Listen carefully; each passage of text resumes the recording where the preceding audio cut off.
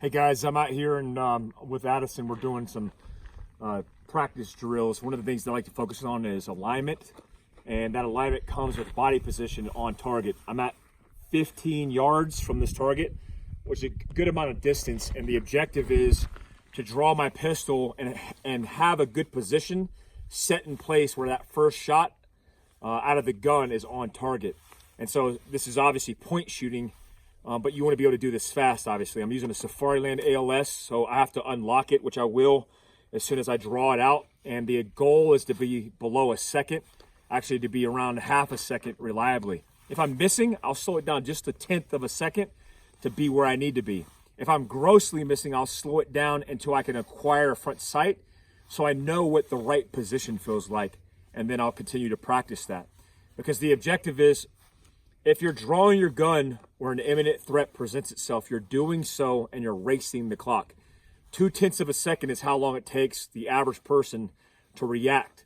So they go, hey, I'm gonna pull this trigger on this gun, that's 0.2. So you're already behind. So if you're drawing from EDC or overt carry, you're behind the power curve. So how can we make up for that? Well, not finding my front sight or finding my front sight in that situation is probably not gonna be an option, at least off the initial, because you don't have the time. If I relied on drawing the gun, getting it out, and finding the front sight, you're already a second behind, and you don't have enough time to do that. So the goal is getting alignment, breaking the shot on target, and then as I'm evolving through the gunfight, I find the front sights typically around the third or fourth shot with a 0.15 to 0.20 split. And we'll get the standby. Shooter ready. Stand by. Good hit. 0.54. Shooter ready. Stand by.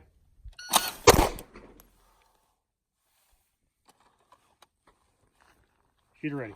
Stand by. 0.52.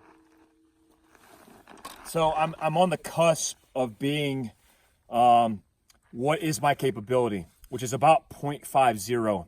So I could draw this from this ALS and get first round hits at about 0.50 and above. If I'm on the cusp, I'm increasing obviously my miss ratio to hit ratio.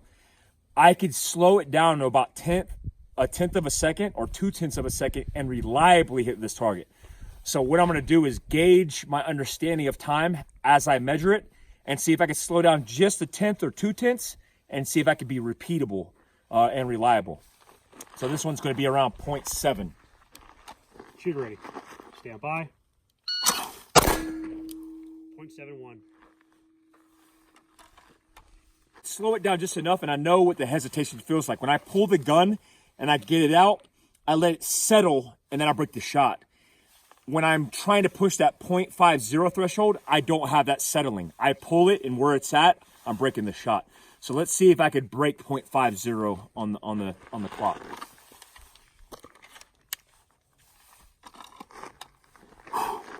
Shooter ready. Stand by. What did I break that shot at? 0.46. Shooter ready. Stand by. 0.51. Shooter ready. Stand by. 0.50. Okay, so 0.50, I'm getting hits. Anything beyond that, I know what it feels like to be on the other side of falling off the rails. And so this is very important with a target that you could register hits and a pro timer where you can measure time, because you could start building a baseline of your understanding of what you're doing every time you take a shot. And you could also understand your limitations. I know if I needed to take an extra little bit of time because I was afforded it, I could slow down and get a more accurate shot, as opposed to drawing it and fear of my life and just breaking the shot as fast as I can.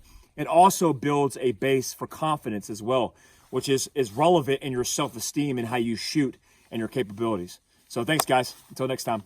Peace.